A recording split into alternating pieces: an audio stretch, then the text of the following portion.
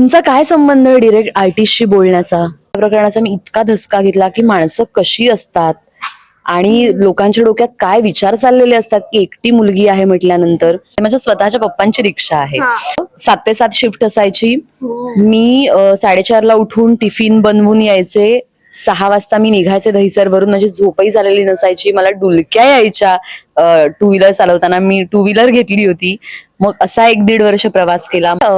आमचे साऊंड दादा आहेत, ते म्हणाले की अहो माझी बायको म्हणत होती ही अवनी कशी काय तुमच्या सिरियल मध्ये. Very smart. पण मी अशी नाहीये, तुला माहितीये ना. संचिता अशी आहे, साक्षी अशी नाहीये. मी बिचारी साधी भोळी.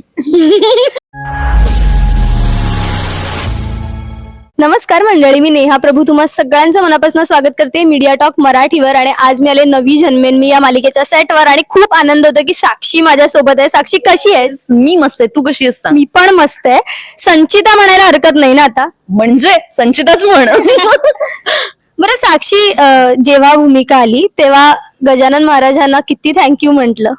बापरे, माझं असं म्हणणं होतं की मला गॅप खरं तर घ्यायची नव्हती, कारण मला सतत काम करत राहायचंय. आय नो की आपण एखादं खूप मोठं प्रोजेक्ट करत असतो, 2 वर्ष 3 वर्ष ते प्रोजेक्ट चालतं आणि त्यानंतर आपल्याला थोड्या आरामाची गरज असते. सो तितकाच एक 8 ते 10 दिवसांचाच आराम मला हवा होता. पण टचवूड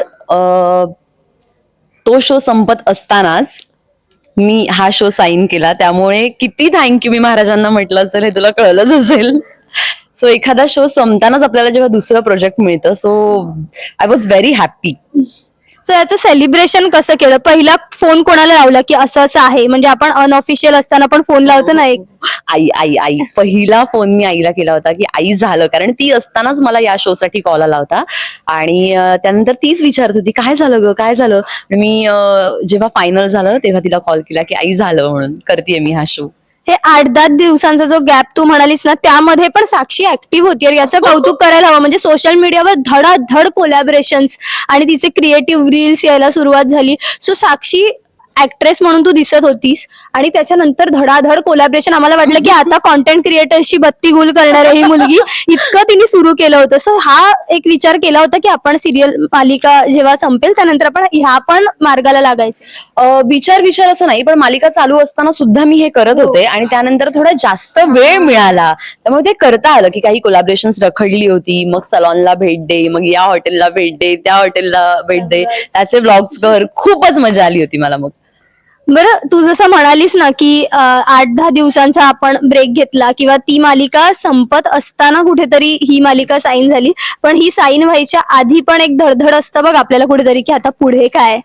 एक कलाकार कुठे, ती धडधड तू अनुभवलीस? हो नक्कीच. कारण एखादं प्रोजेक्ट संपतं, आपल्याला लोकांनी त्या भूमिकेत पाहिलेलं असतं. सो लोकांचा विश्वास बसणं खूप कठीण असतं की हिने इथे असं काम केलं, मग ही वेगळ्या पद्धतीने कसं काम करू शकेल. पण ट्रस्ट मी, आमचं प्रोडक्शन, दशमी प्रोडक्शन, अक्षय पाटील यांनी माझ्यावर खूप विश्वास टाकला की तू हे कॅरेक्टर करू शकतेस. आणि त्यांच्या विश्वासामुळे मी काम करू शकते आणि शिवाय प्रेक्षकांचं प्रेम. बरं साक्षी, जेव्हा आपण आपले सेट बऱ्यापैकी दूर असतात कुठेतरी आणि आपण असं स्कार्फ बांधून रिक्षामधून काही ना काहीतरी जेट्टी पकड, हे पकड, असं स्ट्रगल करत इथपर्यंत पोहोचतो. पण जेव्हा आपण हे असं स्ट्रगल पाहिलंय आयुष्यात की आपण रिक्षात ना हे करून ते करून असं 4-5 वाहनं बदलत येतो आणि मग आपण स्वतःची गाडी घेतो, ती मुवमेंट कशी असते का? बापरे, म्हणजे तू आता हे सगळं म्हणालीस म्हणून सांगते, माझ्या स्वतःच्या पप्पांची रिक्षा आहे. सो मला हे माहितीये. मी जेव्हा मुंबईत आले तेव्हा मी आधी डोंबिवलीत राहायचे, मग डोंबिवली पासूनचा प्रवास सेटवर यायचे, मग नंतर मी दहिसरला शिफ्ट झाले. लॉकडाऊन होतं, 7 ते 7 शिफ्ट असायची. मी 4:30ला उठून टिफिन बनवून यायचे. 6 वाजता मी निघायचे दहिसरवरून. म्हणजे झोपही झालेली नसायची. मला डुलक्या यायच्या टू व्हीलर चालवताना. मी टू व्हीलर घेतली होती. मग असा 1-1.5 वर्ष प्रवास केला. मग मी जवळ शिफ्ट झाले सेटच्या.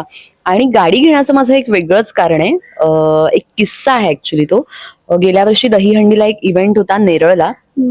आणि त्या इव्हेंटला मला बोलावलं होतं तेव्हा माझ्याकडे गाडी नव्हती.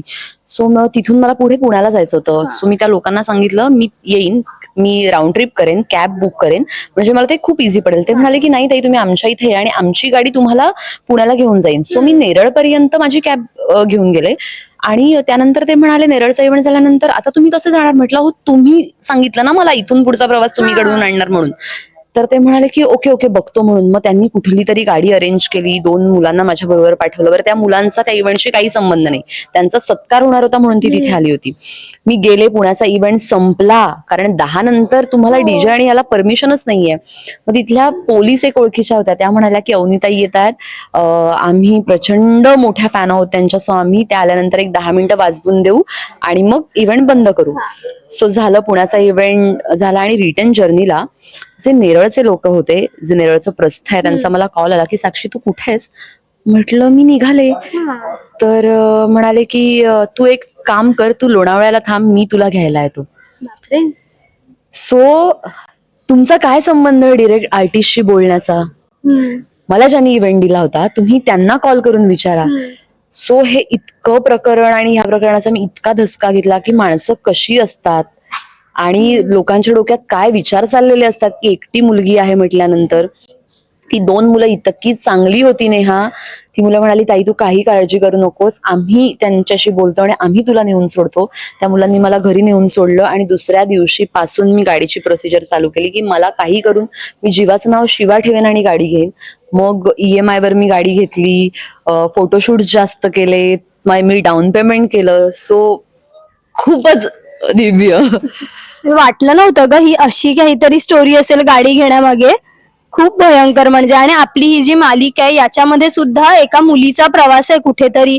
सो ते जास्त रिलेट करतं माहितीये, कारण मी सुद्धा चिपळूणची आहे आणि मी सुद्धा चिपळूणवरून येऊन इथे स्ट्रगल केलाय. सो मी सुद्धा ही दुनिया पाहिली आहे, पण मुंबईने इतकं सामावून घेतलंय ना मला. सो स्वानंदीची पण स्टोरी तशीच आहे. ती सुद्धा एक गावाहून आलेली मुलगी आणि तिला इथे काय चॅलेंजेस आहेत, तिला काय फेस करायचंय हे दाखवलंय आणि एक वेगळी स्टोरी आहे. सो हे दशमी प्रोडक्शनचे गट्स आहेत की अशी वेगळी स्टोरी लोकांपुढे नेऊन ठेवणं. संचिता कशी आहे ग.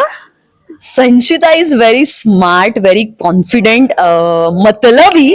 तिला तिचा मतलब हवाय. आता तुम्ही एपिसोड जसे जसे पुढे जात आहे तसं तुम्ही पाहत असालच की तिला सुजित हवाय, सुजित बरोबर लग्न करायचंय, त्याची प्रॉपर्टी हवी आहे आणि मग त्यामध्ये जो कोणी येईल तो संपला. Very smart. पण मी अशी नाहीये, तुला माहितीये ना. संचिता अशी आहे, साक्षी अशी नाहीये. मी बिचारी साधी भोळी.